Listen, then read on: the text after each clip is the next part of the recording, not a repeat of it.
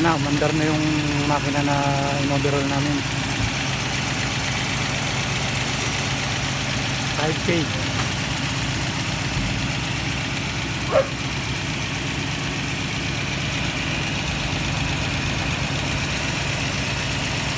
Na, tumipining na yung ano, tunog. Maganda na yung tunog. Kanina ang pangit eh, na nilagitik lang ngayon, tining na oh. Titining pa lalo yan. Lalo pang titining yan. Yan po yung may-ari. Buda tama.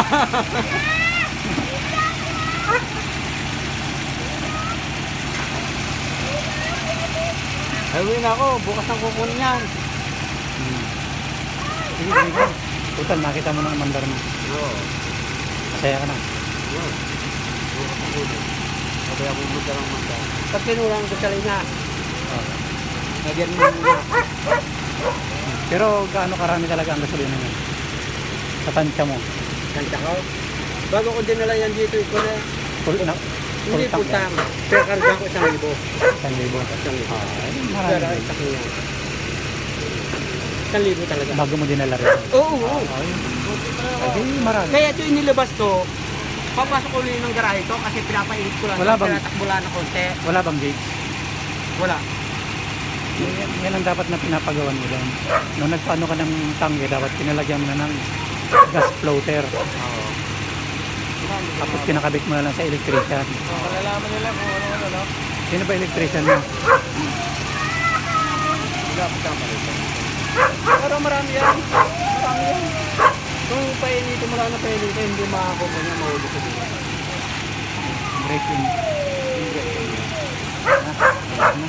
Kailangan naman ako nagtagal dito, tingnan ko nga kung Ganda na po ang andar. Ganda na ng andar niya. Yan yung natural na andar niya. Ganda. Shout out po. Shout out sa inyong lahat mga viewers. Shout out po sa inyong lahat. Ito po yung overall ko na 7 na 5K. Palit ng bagong piston, lead, piston ring, main bearing, connecting rod bearing. Pinalitan na rin ang cylinder head kasi palpak na yung cylinder head niya dati. Yan po si Mr. Pasya.